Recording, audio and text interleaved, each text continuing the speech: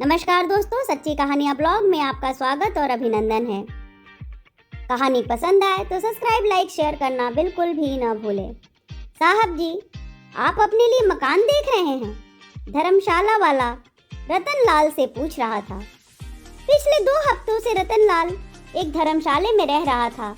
दफ्तर से छुट्टी होने के बाद वह मकान ही देखा करता था। उसने कई लोगों से कह रखा था, धर्मशाला वाला भी उनमें से एक था। वो बता रहा था, बगल वाले गली में एक मकान है 2 कमरे का। बस एक ही कमी है, उसकी मकान मालकिन बहुत ही खूसट है। इसका एक हल है, मकान ले लो और साथ में दूसरा मकान भी देखते रहो। उस मकान में कोई 2 महीने से ज़्यादा नहीं टिक पाया है। ये सभी बातें धर्मशाला वाला रतन लाल को बता रहा था। आप मकान बता रहे हो या डरा रहे हो? रतन लाल बोला। मैं उस मकान को देख लूंगा, धर्मशाला से तो बेहतर ही होगा ना। अगले दिन दफ्तर के बाद रतन लाल अपने एक दोस्त दामोदर के साथ मकान देखने चला गया। मकान उसे पसंद था, पर मकान मालकिन ने यह कहकर उसके उम्मीदों पर पानी फेर दिया कि रात को 10 बजे के बाद गेट नहीं खुलेगा। रतन लाल ने सोचा, मेरा तो काम ही ऐसा है जिसमें अक्सर देर रात हो जाती है। वह बोला, चच्ची, मेरा तो काम ही ऐसा है जिसमें अक्सर रात को देर हो जाती है। ठीक है बेटा, चच्ची बोली, अगर पसंद न हो तो कोई बात नहीं। चच्ची को लगा कि रतन लाल को यह मकान पसंद नहीं, इसलिए ऐसी बातें कर रहा है। रतन लाल कुछ देर खड़ा रहा और बोला, चच्ची, आप उस हिस्से में एक गेट और लगवा दो, उसकी चाबी मैं अपने पास रख लूंगा। चच्ची ने अपनी मजबूरी बता दी। मेरे पास खर्च करने के लिए एक भी पैसा नहीं है। रतन लाल ने गेट बनाने का सारा खर्चा खुद उठाने की बात की तो चच्ची राजी हो गई। इसके साथ ही उसने झगड़े की जड़ पानी और बिजली के कनेक्शन भी अलग करवा लिए। दोनों जगहों के बीच दीवार खड़ी करवा दी गई। उसमें एक दरवाजा भी बनवा दिया, लेकिन दरवाजा कभी बंद करने की नौबत नहीं आई। सारा काम पूरा हो जाने के बाद रतन लाल मकान में आ गया। उसने मकान मालकिन द्वारा कही गई बातों का पालन किया। रतन लाल दिन में अपने मकान में कम ही रहता था। खाना भी वह होटल में खाता था। हाँ, रात में वह जरूर अपने कमरे पर आ जाता था। उसके हिस्से में खटखट की आवाज़ से चच्ची को पता चल जाता था कि रतन लाल आ गया है और वे आवाज़ लगाकर उसके आने की तसल्ली भी कर लेती थी। उन चच्ची का नाम कामेश्वरी देवी था। वे अकेले रहती थी। उनकी 2 बेटियां थीं, दोनों शादीशुदा थीं। चच्ची के पति की मौत कुछ साल पहले हुई थी। उनकी मौत के बाद वे दोनों बेटियां उनको अपने साथ रखने को तैयार थी, पर वे खुद ही नहीं रहना चाहती थी। जब तक शरीर चल रहा है तब तक क्यों उनके भरे पूरे परिवार को परेशान करें। अपनी माँ के एक फोन पर वे दोनों बेटियां दौड़ी चली आती थी। चच्ची और उनके पति ने सब्जी की दुकान लगा के अपने परिवार को पाला पोसा था। उनके पास अब केवल एक मकान ही बचा था, जिसको किराए पर उठाकर उससे मिलने वाले पैसे से उनका खर्च चल जाता था। एक हिस्से में चच्ची रहती थी और दूसरे हिस्से में वे किराए पर उठा देती थी। पर एक सब्जी बेचने वाले के पास इतना बड़ा मकान नहीं हो सकता। पति पत्नी दोनों ने खूब मेहनत की और यहाँ जमीन खरीदी। धीरे धीरे इतना कर लिया कि मकान के एक हिस्से को किराए पर उठाकर आमदनी का एक जरिया तैयार कर लिया। रतन लाल अपने माँ बाप का इकलौता बेटा था। अभी उसकी शादी नहीं हुई थी। नौकरी पर वह यहाँ आ गया और चच्ची का किराएदार बन गया। दोनों ही अकेले थे। धीरे धीरे उनके बीच रिश्ता कायम हो गया। घर के दोनों हिस्सों के बीच का दरवाजा कभी बंद नहीं हुआ, हमेशा खुला रहा। रतन लाल को कभी ऐसा नहीं लगा कि चच्ची गैर हैं। चच्ची के बारे में जैसा सुना था कि चच्ची बड़ी ही खूसट हैं, वैसा उसने नहीं पाया। उल्टे ही एक वो ख्याल रखने वाली महिला लगी। कभी कभी उसे लगता कि लोग बेवजह चच्ची को बदनाम कर रहे हैं, या यूं कहें कि रतनलाल का अपना स्वभाव अच्छा था, जिसने कभी ना कहने की आदत नहीं सीखी। चच्ची जो भी कहती उसे वह मान लेता। चच्ची हमेशा खुश रहने की कोशिश करती, पर रतनलाल को उसकी खुशी खोखली लगती, जैसे वे जबरदस्ती खुश रहने की कोशिश कर रही हूँ। उसे लगता कि ऐसी जरूर कोई बात है जो चच्ची को परेशान करती है, उसे वे किसी से बताना नहीं चाहती हैं। उनकी बेटियां भी अपनी माँ की समस्या किसी के साथ शेयर नहीं करती थी। वैसे दोनों बेटियों से भी रतनलाल का भाई बहन का रिश्ता बन गया था। उनके बच्चे उसे मामा मामा कहते नहीं थकते थे, फिर भी वह एक सीमा से ज्यादा आगे नहीं बढ़ता था। लोग हैरान थे कि रतनलाल अभी तक वहां कैसे टिका हुआ है। आज रात रतनलाल जल्दी घर आ गया था। एक बार वह जाकर चच्ची से मिल भी आया था, जो एक नियम सा बन गया था। जब वह देर से घर आता था तब यह नियम टूटता था। हाँ, तब चच्ची अपने कमरे से आवाज लगाकर तसल्ली कर लेती थी कि रतनलाल ही है ना बगल वाले घर में। रात के 11 बज रहे थे। रतनलाल ने सुना कि चच्ची चीख रही थी, मेरा बच्चा, मेरा बच्चा। वह मेरे बच्चे को मुझसे छीन कर नहीं ले जा सकते। वे चीख रही थी और रो भी रही थी। पहले तो रतनलाल ने इसे अनदेखा करने की कोशिश की, पर चच्ची की चीखें बढ़ती जा रही थी। इतनी रात को चच्ची के पास जाने की उसकी हिम्मत नहीं हो रही थी। भले ही उनके बीच में माँ बेटे का अनकहा रिश्ता बन गया था, मगर दुनियादारी की परख थी उसे। न जाने कौन सा कदम समाज के लिए गलत हो जाए।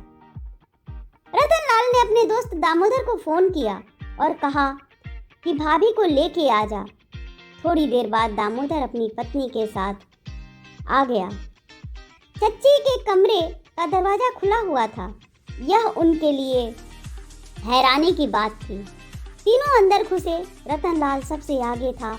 उसे देखते ही पलंग पर लेटी चच्ची चीखी, तू आ गया मेरा बेटा। मुझे पता था कि तू एक दिन जरूर अपनी माँ की चीख सुनेगा और आएगा। उन्होंने तुझे छोड़ दिया। आजा मेरा बेटा, आजा, मेरी गोद में आजा। रतनलाल आगे बढ़ा और चच्ची के सिर को अपनी गोद में रखकर सहलाने लगा। चच्ची को बहुत अच्छा लग रहा था। उनको लग रहा था जैसे उनका अपना बेटा आ गया है। धीरे धीरे वो नॉर्मल होने लगी। दामोदर और उसकी पत्नी भी वहीं आकर बैठ गए। उन्होंने चच्ची से पूछने की बहुत कोशिश की, पर उन्होंने टाल दिया। वे रतनलाल की गोद में ही सिर रखकर सो गई। उनकी नींद को डिस्टर्ब न करने के खातिर रतनलाल बैठा रहा। थोड़ी देर बाद दामोदर और उसकी बीवी चले गए। रतनलाल रात भर वहीं बैठा रहा। सुबह जब चच्ची ने रतनलाल की गोद में अपना सिर देखा तो रतनलाल के लिए उनके मन में प्यार हिलोरे मारने लगा। उन्होंने उसको चाय नाश्ता किए बिना जाने नहीं दिया। रतनलाल ने दफ्तर पहुंचकर चच्ची की बड़ी बेटी को फोन किया और रात में जो कुछ घटा था सब कुछ बता दिया। फोन सुनते ही बेटी शाम को घर आ गई। उस बेटी ने बताया, जब मेरी छोटी बहन 5 साल की हुई तब हमारा भाई लापता हो गया था। उसकी उम्र तब 3 साल की रही होगी। माँ बाप दोनों सब्जी बेचने के लिए चले जाते थे। हम दोनों बहनें अपने भाई के साथ खेलती रहती थी। लेकिन एक दिन वह खेलते खेलते घर से बाहर चला गया और फिर कभी वापस नहीं आया। उस समय बच्चों को उठा ले जाने वाले बाबाओं के बारे में हल्ला मचा हुआ था। यही डर था कि उसे कोई बाबा उठा न ले गया हो। माँ कभी कभी हमारे भाई की याद में बहक जाती है। तभी वे परेशानी में अपने बेटे के लिए रोने लगती है। चच्ची की बड़ी बेटी कुछ दिन वहीं रही। बड़ी बेटी के जाने के बाद छोटी बेटी अपनी माँ का ख्याल रखने के लिए आ गई। चच्ची को फिर कोई दौरा नहीं पड़ा। कुछ दिनों के बाद 2 दिन हो गए चच्ची को। रतनलाल नहीं दिखा। खटखट की आवाज से उनको यह तो अंदाजा हो गया था कि रतनलाल यही है, लेकिन वह अपनी चच्ची से मिलने क्यों नहीं आया, जबकि तकरीबन रोज एक बार जरूर वह उनसे मिलने आ जाता था। उसके मिलने आने से ही चच्ची को तसल्ली हो जाती थी कि उनके बेटे को उसकी फिक्र है। अगर वह बाहर जाता है तो कह के जाता है, पर उसके कमरे की खटखट बता रही थी कि वह यही है, तो क्या वह बीमार है? यह देखने के लिए चच्ची बहुत तेज कदमों से उसके कमरे की तरफ आ गई। रतनलाल बुखार से तप रहा था। चच्ची उससे नाराज हो गई। उसकी नाराजगी जायज़ थी। उनकी नाराजगी जायज़ थी। उन्होंने उसे डांटा और बोली, तूने अपनी चच्ची को पराया कर दिया। वे रतनलाल की तीमारदारी में जुट गईं। उन्होंने कहा, देखो बेटा, तुम्हारे माँ बाप जब तक आएंगे तब तक हम ही तेरे अपने हैं। रतनलाल के ठीक होने तक चच्ची उसे कोई भी काम करने से मना कर दी।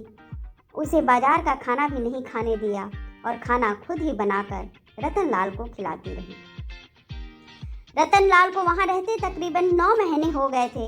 समय का पता ही नहीं चला। वह यह भूल गया कि उसका जन्मदिन नजदीक आ रहा है। उसकी मम्मी सुनैना ने फोन पर बताया था कि हम दोनों तेरा जन्मदिन तेरे साथ ही मनाएंगे, इस बहाने तेरा मकान भी देख लेंगे। आज रतनलाल की मम्मी सुनैना और पापा रतनलाल आ गए। उनको चिंता थी कि रतनलाल एक अनजान शहर में कैसे रह रहा है। वैसे रतनलाल फोन पर अपने और चच्ची के बारे में बताता रहता था और कहता था, मम्मी, मुझे आप जैसी एक माँ और मिल गई है। फोन पर ही उसने अपनी मम्मी को यह भी बताया था कि मकान किराए पर लेने से पहले लोगों ने मुझे बहुत डराया था कि मकान मालकिन बहुत ही खूसट है, ज़्यादा दिन नहीं रह पाओगे। लेकिन मैंने तो ऐसा कुछ नहीं देखा।